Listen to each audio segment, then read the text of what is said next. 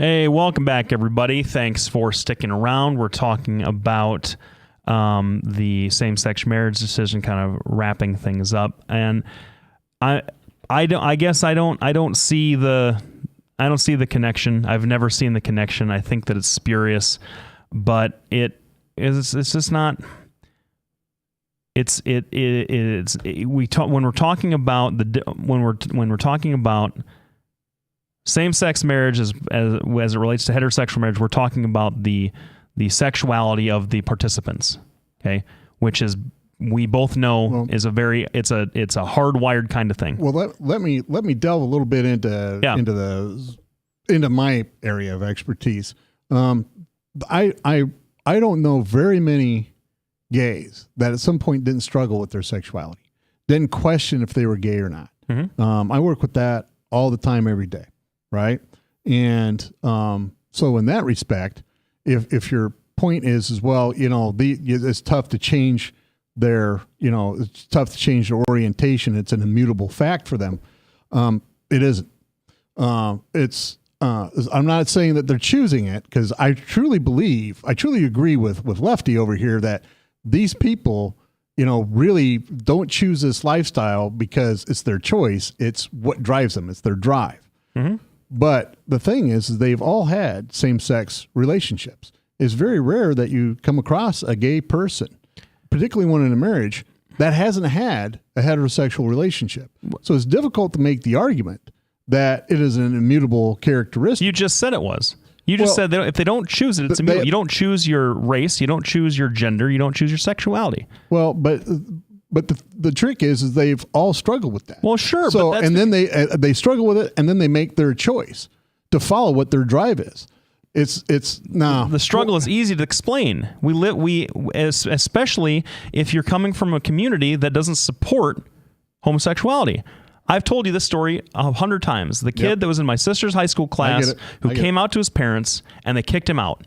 Oh, yeah. Faced with social isolation and ostracization of your community, who would not want to try and pass? Who would not want to try and convince himself or herself that he was straight? But it's the same thing for polyamorous couples. I mean, they face the same kind of crap. I mean, if you have two men sharing one woman, if you don't think that doesn't create a lot of problems and stress, then that's what happens. But to me, that feels like more of a choice. It doesn't feel like they have to. That's what's different to me about it. But that's their drive. It's the same thing. I'm trying to make the same point. It's their drive to do that. They're not sad. They can't feel fulfilled, which is one of the things this Obergefell guy, mm-hmm. That's one of the things he said. He held up a picture of his partner, right? Mm-hmm. He doesn't feel fulfilled unless he's with a man, and he's angry because of the way he was treated, not being his spousal unit. It's the same thing with polyamorous couples. They don't feel complete with just one person. They feel complete with these people, and they go through the same kind of suffering, right? I mean, honest, if you want to break it down, that's where it goes. GSA people have this overwhelming drive to copulate. It's such an intense sexual attraction that it's difficult to resist. It's the same kind of drive. Now, we don't understand GSA as well as we do homosexuality. We don't understand. Right. But that's what I'm saying. And I said that at the beginning of this discussion. We don't know if they're similar or not. And so to make the claim that they are is not intellectually honest, because we don't know. The research isn't in, if there has been any research at all. So I'm saying that we don't know. But there is research out there that says, gay people, and this study is in particular gay men, actually at some point, the way they make their decision to engage in the gay lifestyle is a decision process that's very similar to being polyamorous. It's very similar to deciding who you're going to choose as a mate. You're talking out of both sides then. If it's either a choice or it's not a choice. Well, I'm trying to advocate. Well, what I'm doing is playing the devil's advocate here. Mm-hmm. So what I'm wanting to know is, at what point do you draw that line on marriage? At what point does marriage equality end for certain people? Does it end for the polyamorous? Does it end for the GSA? Does it end for the NAMBLA people? I mean, honest to God, where does it end?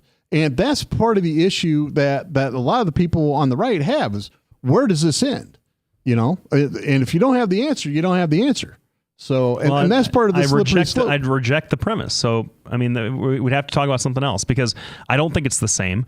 I don't think that that it makes much sense to argue it because they're not connected at all. So now I have this, not only did I think this when I read the majority decision, but there's a lot of good thinkers out there who have expressed the same thing from both sides. And that is this gay marriage decision is going to have a lot of unintended consequences. And the one thing that I thought about is hey, Maddie, do we have a caller?